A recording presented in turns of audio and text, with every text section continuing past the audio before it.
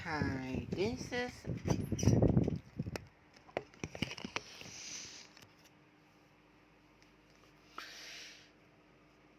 is my English practice.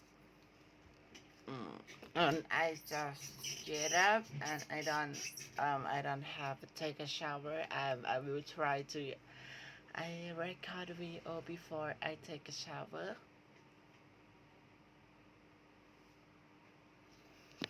And this thing is not good enough.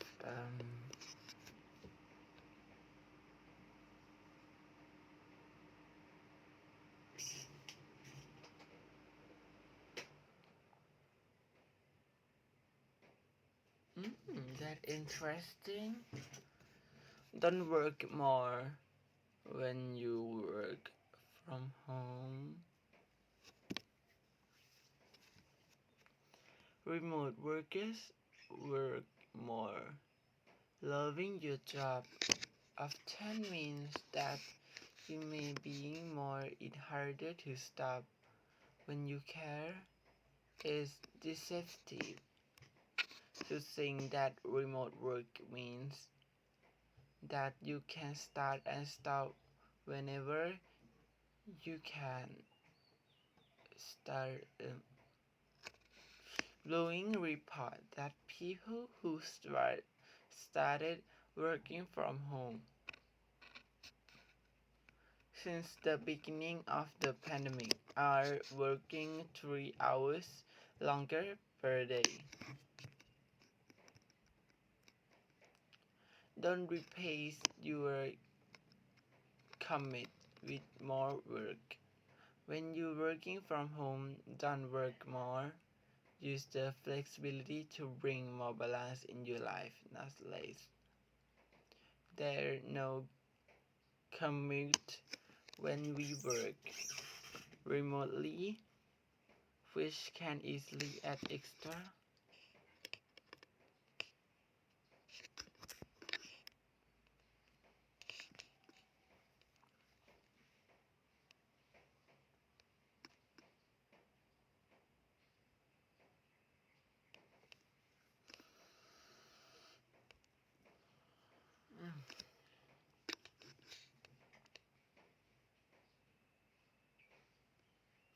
Some people will split their days into two 4 blocks, with a 4 hours break in the middle.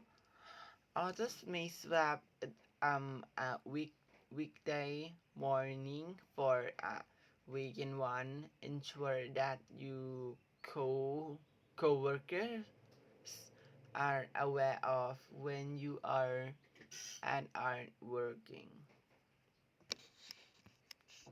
Don't use time to measure productivity. Measure what does mean? Measure.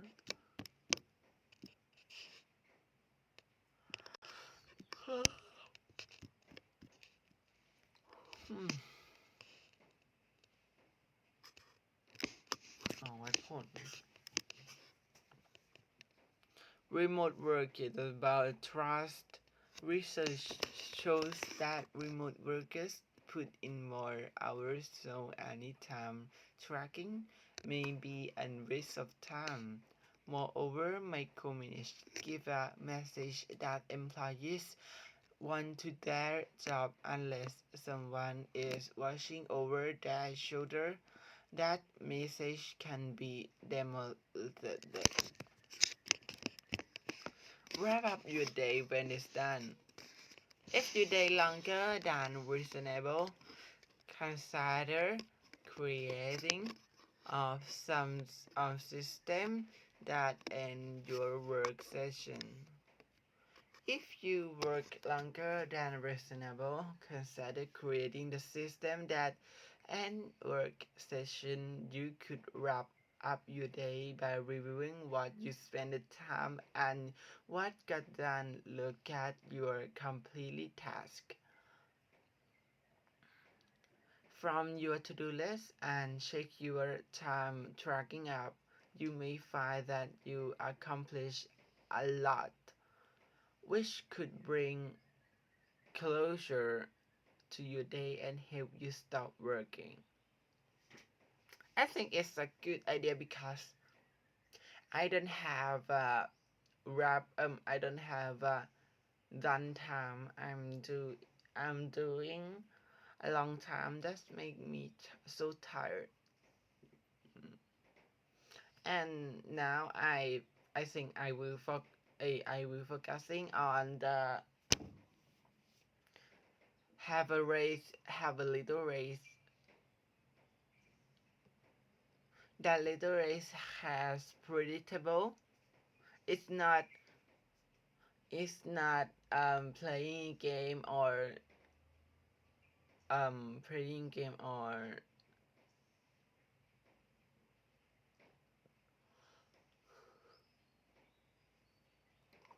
use the Twitter.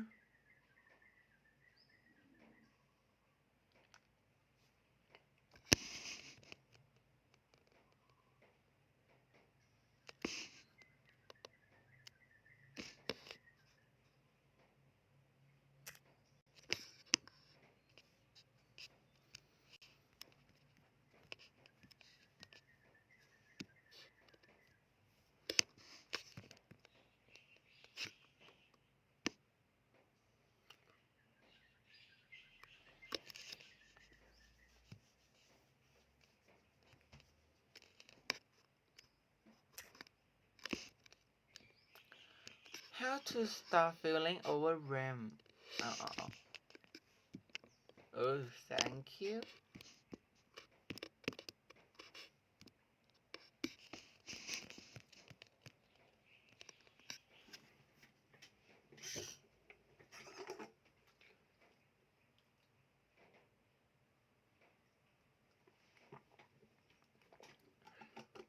Start with a clean plate.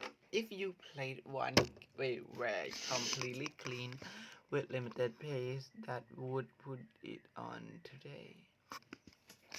Oh, I don't forget about this. Mm. I have to clear my plate at start of the day. Mm. Once you figure out that, once you figure that out, you know what belongs your plate. Constantly look at invitation and activities and requests and tasks as pop up and ask, is this one of the things I would choose to put on my clean plate? Learn to say no. Feeling like doing busy work is often the result of saying yes too often. We have to let go of this idea of doing everything and pressure everyone and being everywhere at once. Properly manage your yeses. Yeses. So stop saying yes when you want to say no. Sometimes you have to set clear boundaries. Mm. Wow, and I like that because um um 100% can understand every word on the subject on the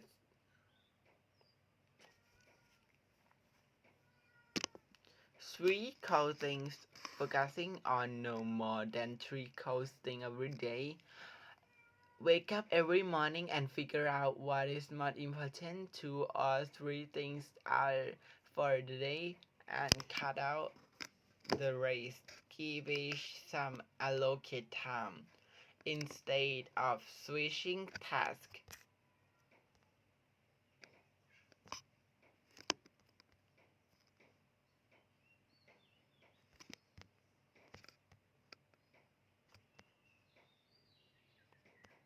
We have to take step back on a regular basis, revisiting what we have our plate and why, instead of thinking, oh my god, that's too much on my plate.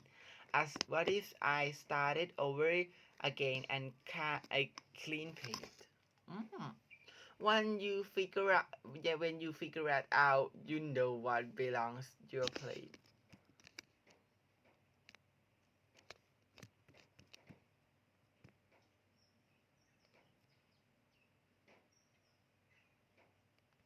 Focus on 3 things every day. Learn to say no. Saying yes everything puts you fast track of being miserable. Sometimes you have to set clear boundaries. An alternative is that you're going to do a half-hearted, poor job at each task. Be stressed beyond belief and feel like you're stuck in an endless cycle of failures and frustration. Oh. Focusing on 3 things every day. Wake up every morning and figure out what the most important 3 things are for the day and cut the rest. Address others' obligations right then and there and tell the associated people can you play it through. Instead, instead, instead of task switching, give each task some allocated time. Whew, that is enough time, but I'm I'm still have one type of my English practice, and I want to listening time.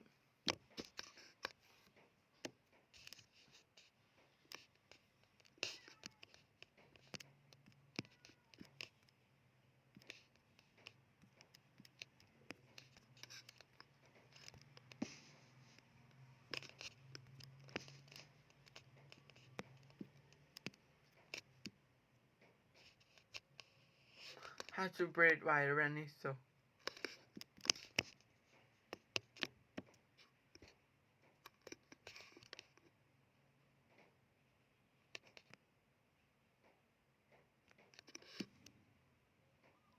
It's a lot colder than like room temperature. Right, so people always ask me, Ali, how do you have so much energy? How do you get so much done? How do you never seem to get tired of it all? And guys, in this video, I'm going to be revealing the secrets behind this, and those are 6 tips on how I'm never tired, and they're all around how I sleep more productively. Let's get into it. Tip number 1 is to use a Kindle on the bedside table. So back in the day when my sleep used to be absolutely terrible and I used to be tired all the time, I used to take my phone into bed with me. So while I was in bed, I'd be having the bright light in my face and I'd be scrolling through Instagram and Twitter and Tinder very occasionally. This is absolutely terrible, and this is probably the most game-changing thing that I did for my sleep. I now have the phone across the room from me on my like, chest of drawers wirelessly charging, and the only thing on my bedside table is my Kindle. And I've got the Kindle Oasis, which has like a warm kind of light in it. Not sure if that makes any difference at all, but I read before bed, and I read for about 20 minutes to half an hour, and then I kind of feel my eyes closing, and then I fall asleep very, very quickly. And since I started doing this, since I stopped having this blue light shining in my face from my phone, I rarely feel tired in the morning. So this is a huge tip that I think will really help you guys. Tip number 2 is to get a physical alarm clock. This is, again, a game changer. I set the alarm on my physical alarm clock. I actively decide what time I'm going to wake up, and then when the alarm wakes up in the morning, it like forces me to get out of bed to turn it off because it's just such an unpleasant sound. Whereas I found that with my phone, when I used to have the alarm on my phone, even if the phone was across the room from me, it was way too easy for me to just be like, hey Siri, alarm off, or hey Siri, shut up. And when you have a physical alarm clock, in a way, like, I found that it makes me more mindful about my sleeping, because now I can like tactilely and physically set what time I want to wake up. I can see on the clock face how many hours of sleep I'm getting, and this has contributed to my sleeping productively / not being tired. Tip number 3 is no caffeine after 2 p.m. Again, I picked up this tip from Matthew Walker's book, Why We Sleep. I talked about caffeine. I also did a load of research into caffeine for a video about is coffee good for you. Basically, caffeine stays in the bloodstream for absolutely ages, and however we might think that we are immune to the effects of caffeine or whatever, we're not. Like, it does operate on our neurotransmitters in the brain in various different ways, and it basically stops us from sleeping, or if we do fall asleep, it stops us from sleeping well. And so I have a lot of coffee before like 2 or 3 p.m. and a lot of tea as well, but then after 2, 3 p.m. I decide I'm only going to have decaffeinated stuff. So I've got a box of decaf tea, and occasionally we also get decaf Diet Coke from the shops to have with takeaway in the evening, just so I minimize my caffeine intake in the afternoon. Tip number 4 is to use blackout curtains. Now these ones that I've got in my room are not particularly blackout, but they do block out most of the light, And I found that like this is again one of the most bang for buck changes that you can do to massively increase the quality of your sleep. And looking at the evidence, there's a load of evidence that says the darker your room is, the better your sleep is going to be overall. And this is why I find like when I'm in a hotel that has really, really good blackout curtain. Okay, and I finish with my two type of two playlists of my English practice channel, and today I want to go say goodbye, and I will do the bathroom and I reading a book, having a productivity time maybe. I think that. And today, goodbye.